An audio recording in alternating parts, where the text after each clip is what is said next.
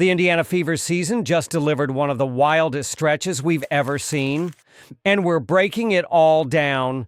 From head coach Stephanie White breaking down in tears after an emotional, historic comeback, to Sophie Cunningham's devastating injury that has fans asking, was Bria Hartley's play just reckless or flat out intentional?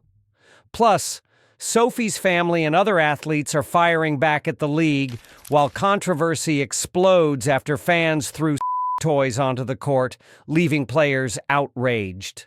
And if that wasn't enough, major news just rocked the entire WNBA as players flat out rejected a proposal that could have quadrupled their salaries, demanding real revenue sharing instead of one-time raises. All of this and more, so stay tuned, because you won't want to miss what's really going on behind the scenes. Big news out of the WNBA, and it's shaking the entire league. A brand new collective bargaining proposal was put on the table that could have quadrupled player salaries. The minimum would have jumped from just $66,000 to $250,000, and the maximum from $250,000 all the way up to $1 million a year. Sounds amazing, right? But here's the twist. WNBA players flat out rejected the deal, and they're calling it nothing more than a slap in the face. Why? Because at its core, this isn't just about bigger paychecks. Players say the real issue is revenue sharing. Right now, they only see about 10% of league revenue, compared to nearly 50% that NBA players get.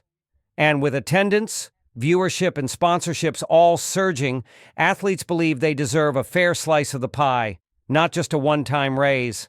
At the All-Star Game, players sent a loud message, wearing shirts that read, "Pay us what you owe us," and legends like Diana Taurasi have been even more blunt, saying she once earned less than a janitor in her final WNBA season.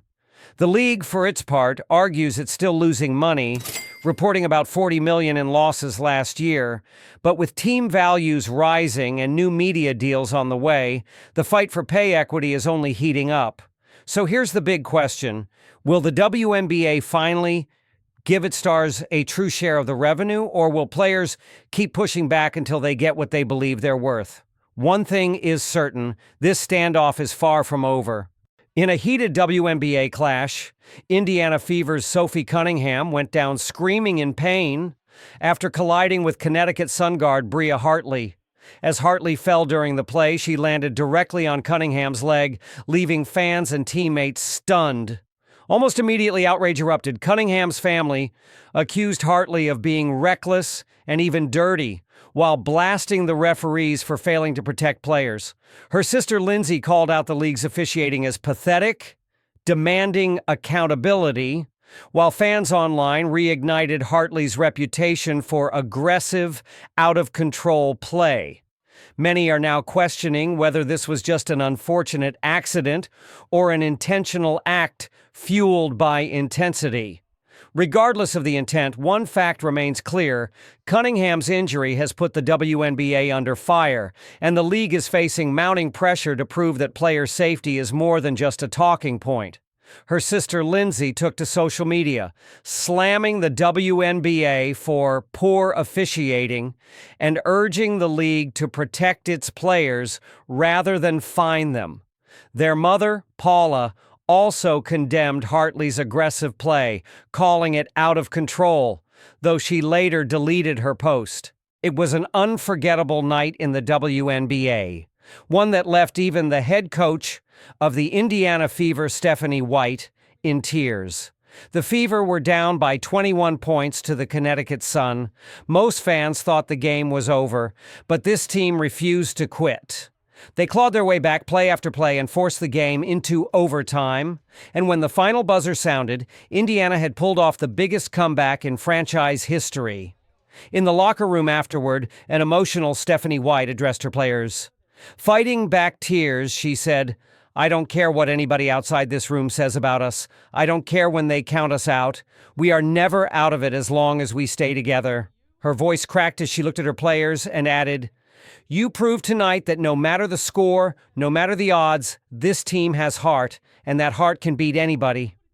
The speech wasn't just about one win, it was about belief, about resilience, about proving that the Fever are more than just a rebuilding team.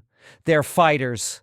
Stephanie White's tears captured everything: the struggle of a tough season, the doubt, the pressure, and the overwhelming pride in her players, who showed the world that they cannot be counted out.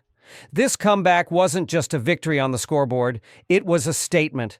The Indiana Fever are here, and they're not going away quietly. This weekend, a shocking and deeply disturbing incident unfolded during a WNBA game. And it had nothing to do with basketball. In the middle of the action, someone hurled a sex toy onto the court, directly targeting the players. The act was immediately condemned by both athletes and coaches as not only inappropriate but blatantly sexist and humiliating. Think about it. These are professional athletes who have fought for years to elevate women's basketball, yet instead of being celebrated for their talent, they were subjected to an act meant to demean and ridicule them. It's a painful reminder of the double standards that continue to exist in sports. While male athletes are often admired, women athletes still face harassment, mockery, and stunts like this that undermine their hard work. The players made it clear they are not here to be disrespected. They are here to compete, to inspire, and to show the world the heights women's basketball has reached. This incident should not be brushed aside as a joke. It's an example of the bias and sexism that women in sports still endure. But beyond the outrage, it also sends a message to fans and leagues everywhere. Respect women athletes. Respect the game. Because every time someone tries to belittle these women, it doesn't just insult the WNBA, it insults every young girl who dreams of stepping onto that court one day. The future of the sport depends on breaking the bias and standing firmly with the athletes who give everything for the game.